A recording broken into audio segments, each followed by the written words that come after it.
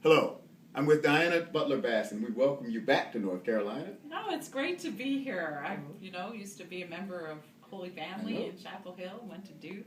Really privileged to have Diana with us, and some of you already know, and some of you will want to know that she has recently published a new book that is entitled Christianity After Religion, The End of Church, and the Birth of a New Spiritual Awakening. One of the, I don't remember who it was, but one of the commentators, or the people who do the blurbs, said that anybody interested in or committed to the future of Christianity must read this book.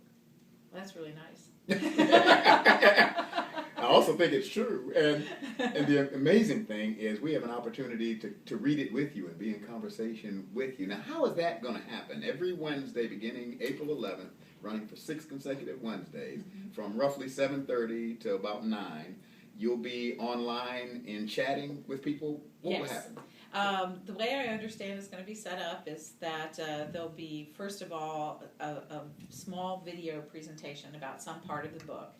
And then we're going to have an open forum via the internet where people can submit questions or comments, and I will be online, and so I'll be looking at this long, flood of stuff coming in, and I will try to answer them to the best of my ability, and people can talk to one another, and we'll just create an online conversation for about an hour and 15 minutes. And then in addition to that, you'll be here in North Carolina physically, not just sort of virtually. Yes. You'll physically be here on 3 different occasions. All of this is included with this edition of Please Note. The information you need will be right there. But then you'll be present, but you're not going to be in churches? No. The people who have I'm planned shocked. it. Okay. Well, we had a really great conversation about this. Should we do it in church or should we do it in some sort of other public forum? And, part of the point of the book is that it's not so much about people coming to church anymore as about the church going to the world. And so we thought we would model that idea by having people not go to a church to hear a lecture, but instead we would go out into the community, and hopefully people will come from different faith traditions, and I would hope that some people would come who are simply interested in spirituality or understand themselves to be sort of the classic way of talking about it, or at least is becoming, is the none of the above. Yes. The nuns. Yeah, the nuns. And so maybe we'll get some nuns to come along and have a different kind of conversation about faith and the future, and try to understand the patterns of what I call awakening, and how I do really think there's the seeds of a different kind of faith that are very present in our culture, and it's not just about faith, because as soon as we start talking about this, we automatically start, at least I automatically start thinking about our common life as a people. And I do believe that if we are having an awakening, it's not just about church, but it's also about the common good. It's also about the American people. And I think that we are at this interesting moment as a society where either we're going to lose everything that was dear to us, or we're going to figure out how to be better in the world and what a new sense of vocation and mission might be. Tell us a little bit about what you are talking about in the book. Well, the book is really explained in the title in a very interesting way. Not always, the titles don't always work to explain books, but this one does. Christianity After Religion is a look at how conventional religion is ending. That's the subtitle, The End of Church. And I don't mean that, all churches are going to close and that everyone's going away. But it's the end of conventional church, or the end of church as we've known it. And then Christianity, what it's going to look like after the end of conventional religion, is that I suggest that we are on the verge of a new spiritual awakening. And so this is a book about endings and beginnings, about losing things in order to move into the future.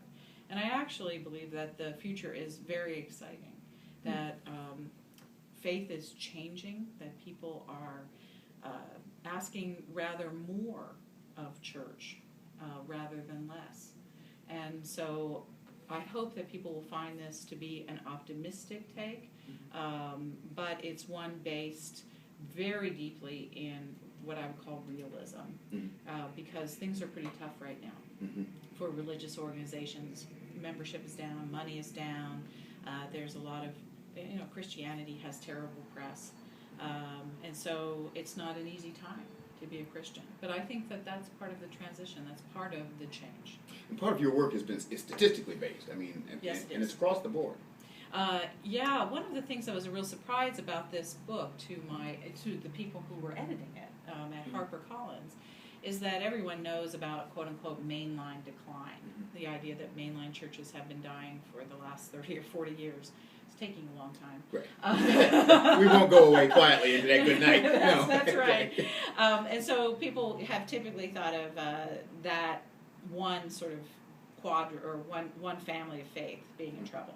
But what's happened in the first 12 years of the 21st century is that we've seen declines in, of course, mainline churches, in the Roman Catholic tradition. Oh my gosh, Roman Catholics are really struggling with a hemorrhage of people.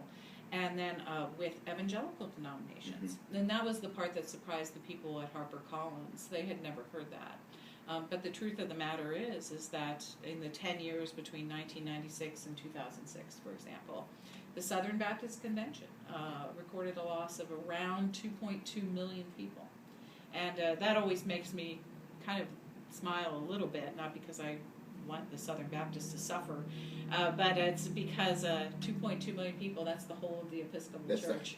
That's not as big as we are. That's right. So in 10 years, the Southern Baptist Convention lost basically the entirety of the Episcopal Church, and nobody reported on it in the newspaper.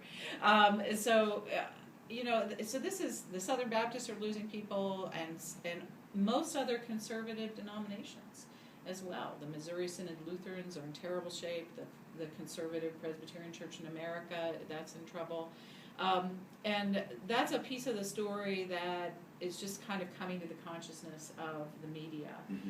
They've thought that conservative churches are successful. Well, no more.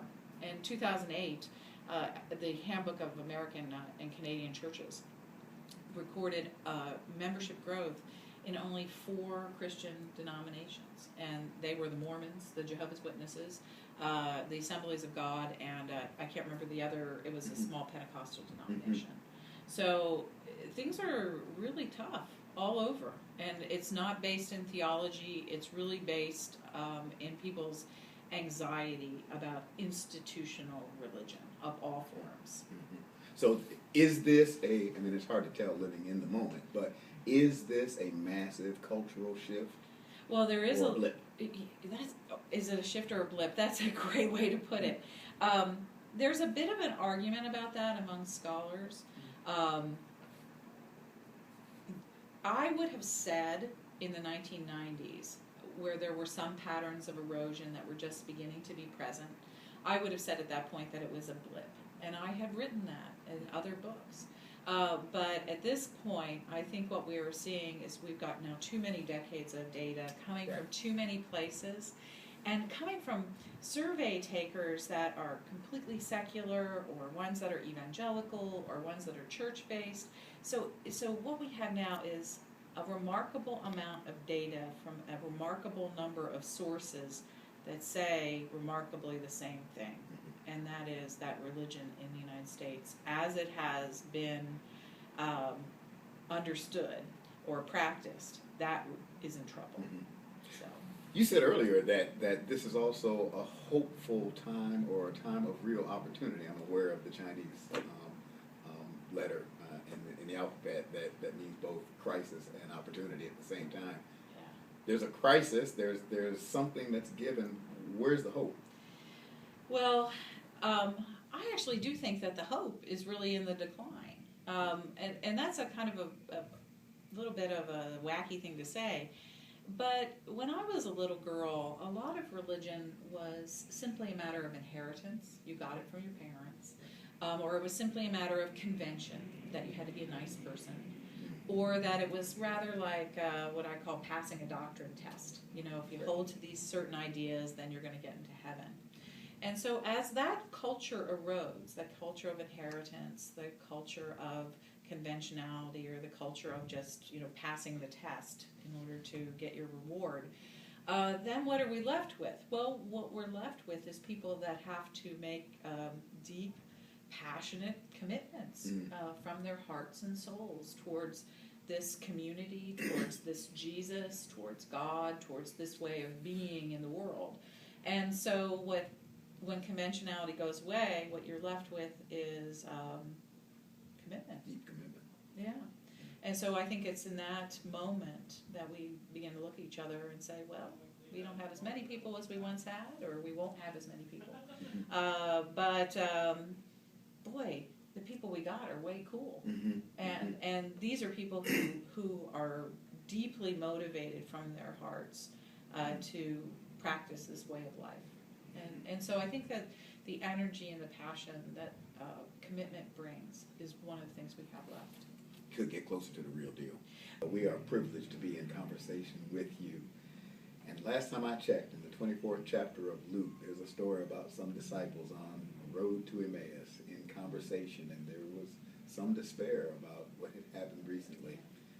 And lo and behold, a stranger appeared. And it was the risen Christ. Oh. He has shown up in conversations before. Yeah. Oh, amen. I'm all about that. Thank you so much for this. You're welcome. Thank you so much, Michael. I can't wait to do it with y'all. Great to have you. And thank you. God bless you. And keep the faith.